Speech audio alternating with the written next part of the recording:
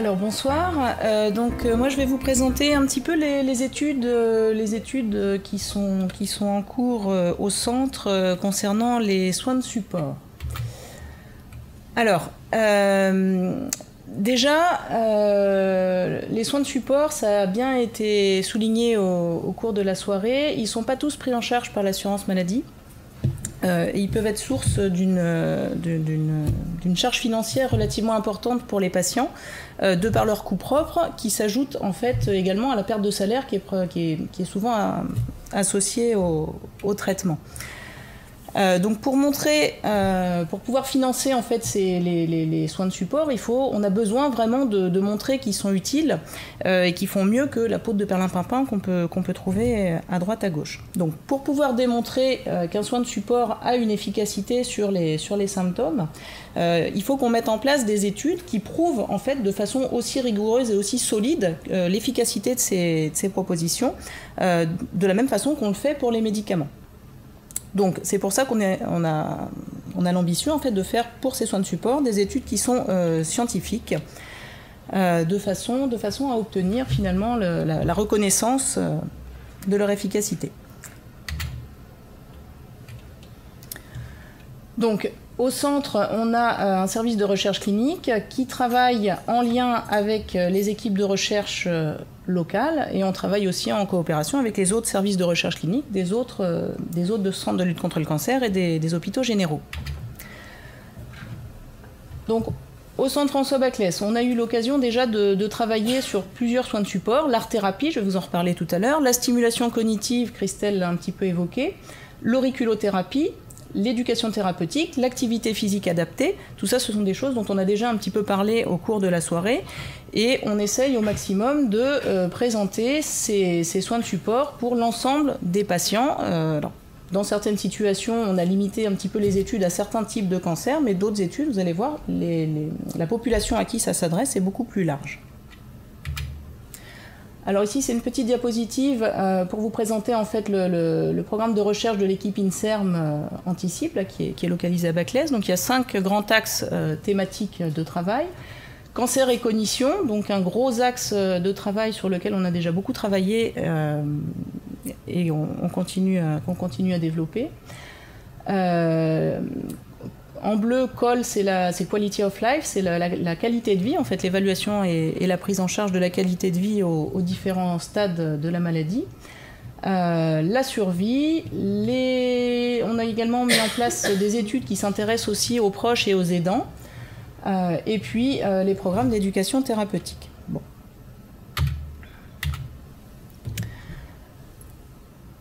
Alors, en ce qui concerne les solutions qu'on peut apporter aux patients qui ont une plainte cognitive pendant les traitements, quand on s'y intéresse, quand on prend la peine de poser la question, en fait, il y a énormément de patients qui ont une plainte cognitive, des atteintes de la mémoire, des atteintes plus ou moins impactantes sur leur vie quotidienne, en lien avec les traitements. Il y a une vraie problématique à ce niveau-là, c'est quelque chose qui existe, qui est bien connu, mais on est parfois un petit peu en difficulté pour aider en fait à améliorer les choses. Donc on avait monté une étude qui s'appelait COG-REDUC, qui concernait les patientes qui avaient été traitées pour un cancer du sein avec de la chimiothérapie et qui exprimaient une plainte cognitive un petit peu à distance de leur chimiothérapie. Le design de l'étude, on avait 3 groupes en fait. Les patientes étaient réparties de façon aléatoire entre ces 3 groupes. Soit un simple suivi téléphonique, on les rappelait régulièrement pour savoir un petit peu où est-ce que ça en était. Soit on leur donnait des devoirs à la maison, en fait des petits entraînements pour exercer leur mémoire à domicile, à faire régulièrement. Et puis le dernier groupe, c'était une prise en charge un petit peu plus agressive, si je puis dire, où en fait on les invitait en fait à participer à des ateliers pour travailler la mémoire avec un neuropsychologue. Alors ça, c'est un joli tableau, plein de chiffres. Le chiffre qui est important, c'est celui qui est entouré en bas. Les docteurs, ça aime bien quand le petit chiffre, le petit p qu'on trouve dans les études, il est inférieur à 0,05 parce que ça veut dire en fait qu'on a montré une différence et donc un bénéfice à quelque chose. Donc autant pour l'efficacité d'un médicament, c'est relativement simple à comprendre. On se dit que finalement la masse, si elle n'a pas augmenté, et a fortiori si elle a diminué, ça veut dire que le traitement qu'on a proposé, il a une certaine efficacité. Autant pour des plaintes un petit peu moins quantifiables, c'est pas forcément simple. Donc, pour toutes ces études qui concernent la qualité de vie et les symptômes comme ça, il y a des outils qui ont été développés grâce à la recherche clinique, pas que à Baclès évidemment, mais qui permettent en fait de quantifier un petit peu ces symptômes et de rendre les choses un petit peu comparables. Et donc dans cette étude, on avait utilisé un questionnaire que les patientes remplissaient de façon itérative avant de démarrer et puis après de façon régulière. Et ce questionnaire permettait en fait de quantifier leurs plaintes au niveau des fonctions cognitives et ça permettait de voir si sur les actions qu'on avait mises en place avaient une certaine efficacité. Et en fait, ce qu'on a pu montrer, c'est que le fait de participer à des ateliers de remédiation cognitive permettait de diminuer un petit peu cette plainte et finalement d'améliorer leurs problèmes de mémoire.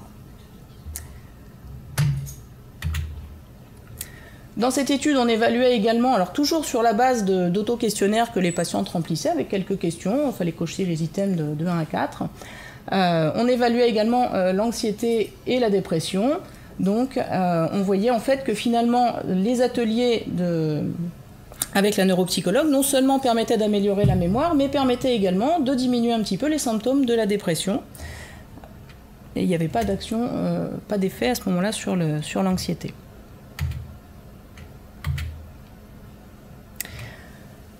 Les questionnaires qu'elles avaient remplis, c'était une auto-évaluation finalement de leurs plaintes cognitives. La neuropsychologue faisait également des tests de façon à évaluer de façon quantitative leurs compétences de mémoire de travail, de mémoire à court terme. Et on voyait également que non seulement elles avaient l'impression de moins avoir de problèmes de mémoire et c'était confirmé en fait sur les tests objectifs. Une autre étude qu'on avait mis en place qui concernait là encore des patientes qui étaient en cours de traitement pour un cancer du sein, c'était une étude qui s'intéressait à l'intervention d'un art-thérapeute. C'est une étude qui avait été mise en place pour des patientes qui étaient en cours de radiothérapie pour leur cancer du sein. Et là encore, on comparait finalement deux groupes. Un premier groupe de patientes à qui il était proposé de rencontrer une art-thérapeute avec des séances d'art-thérapie régulièrement au cours de la radiothérapie. Et puis un autre groupe de patientes où on proposait les soins de support classiques mais sans l'intervention de l'art-thérapeute. Et donc l'idée c'était de voir si on arrivait à améliorer la fatigue un mois après la fin de la radiothérapie. Donc, ce qu'on a pu montrer, c'est que effectivement, la prise en charge par l'art-thérapeute permettait d'améliorer la fatigue et surtout la fatigue mentale chez les patientes qui avaient au départ une fatigue très importante. Plus on était fatigué au départ et plus on avait de bénéfices finalement de l'intervention de cet art-thérapeute. En termes de qualité de vie, donc là aussi évalué sous la forme d'auto-questionnaire, on avait une meilleure qualité de vie pendant la radiothérapie pour les patientes qui avaient pu bénéficier de cette intervention. Et là encore, pareil, une meilleure amélioration de la qualité de vie quand la fatigue initiale était plus importante.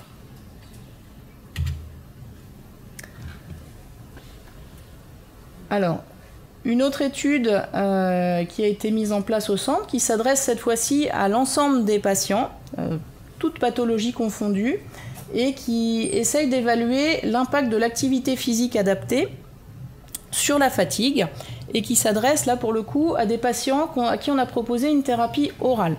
Les traitements anticancéreux qu'on a, soit on les administre par voie intraveineuse, le plus souvent en hôpital de jour, qui nécessite de faire des allers-retours régulièrement sur le lieu de traitement, soit on a maintenant de plus en plus de traitements qui sont développés sous forme de comprimés et qui sont pris à la maison par les patients. Et donc en fait, c'est à cette population-là qui fait du coup moins d'allers-retours que s'adresse cette étude. Donc il y a là encore ce qu'on appelle une randomisation, c'est-à-dire un tirage au sort pour pouvoir répartir les patients entre les deux groupes qu'on va comparer. Un groupe à qui on va proposer une activité physique adaptée, donc encadrée 3 fois par semaine à domicile avec un coach sportif formé. Et puis un autre à qui on va juste donner des conseils d'activité physique comme on peut le faire en pratique courante. Et donc on les suit pendant 3 mois et l'objectif c'est de voir si l'intervention du coach de façon un petit peu plus soutenue permet d'améliorer la fatigue et la qualité de vie. Donc on a l'ambition d'inclure 312 patients et pour l'instant c'est encore en cours. Donc les résultats seront connus un petit peu plus tard. Une autre étude qu'on a mis en place, qui là encore s'adresse à des patientes qui sont suivies pour un cancer du sein. Christelle vous l'a expliqué tout à l'heure, les patientes qui sont sous hormonothérapie décrivent souvent des douleurs, et notamment des douleurs musculo-squelettiques qui ne sont pas toujours faciles à vivre, d'autant plus que les comprimés d'hormonothérapie, il va falloir les prendre pendant au moins 5 ans. Et 5 ans c'est très long, surtout quand on a des douleurs un peu constantes. L'auriculothérapie, c'est un soin de support qui se développe là depuis quelques années. Alors Virginie est partie, donc je peux l'expliquer comme j'explique habituellement, c'est-à-dire c'est un peu comme l'acupuncture mais au niveau des oreilles. Voilà. Hein, pour faire simple, elle l'explique beaucoup mieux que moi, mais au moins c'est clair.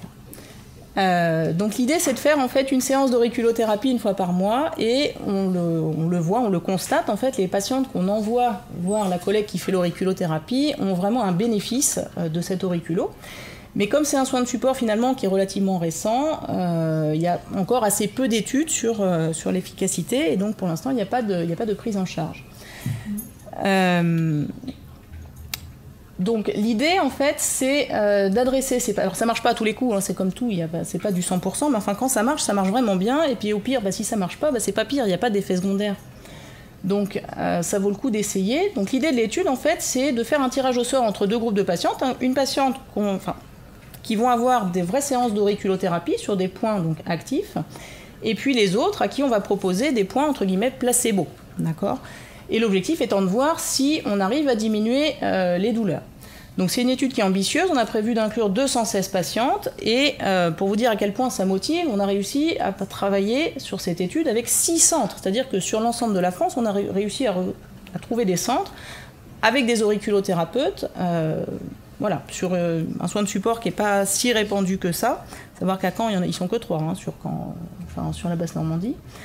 Donc c'est quand même plutôt pas mal. Donc là aussi, on espère pouvoir prouver une efficacité de façon à ce que ça puisse se répandre un petit peu aussi sur d'autres centres. L'idée de la recherche clinique, c'est aussi de s'intéresser aux nouveaux médicaments et de ne pas attendre finalement de voir toute la cohorte des effets secondaires arriver et de constater l'impact sur la qualité de vie. L'idée c'est aussi d'arriver à mettre en place des études de qualité de vie au moment où sortent les médicaments. Donc un exemple c'est l'étude COG-PRO qui s'intéresse en fait chez les patients qui sont traités pour un cancer de la prostate à l'impact sur leur qualité de vie et les fonctions cognitives des hormonothérapies de nouvelle génération. Et donc là encore, l'idée c'est de comparer comment ça se passe avec la nouvelle hormonothérapie, de voir quel est l'impact sur la qualité de vie, de voir quel est l'impact sur les fonctions cognitives par rapport à des patients qui n'ont pas de cancer et par rapport à des patients qui sont traités avec les hormonothérapies plus anciennes de première génération. Voilà. Donc en fait, ce qu'il faut conclure, c'est que pour prouver le bénéfice finalement des soins qu'on souhaite apporter aux patients, on a vraiment besoin de démontrer de façon scientifique et solide qu'on apporte un bénéfice et pas juste arriver avec un grand sourire en disant si on est vraiment convaincu que ça marche. Il faut vraiment qu'on apporte des preuves solides et reconnues avec des vraies publications. Ça permet aussi de faire émerger des nouveaux soins de support, de faire connaître aussi des soins de support à des centres qui ne les auraient pas encore développés. Et donc en fait, l'équipe de recherche clinique regroupe des médecins et des chercheurs qui sont complètement dévoués à cette cause et qui sont hyper motivés par ça. Voilà.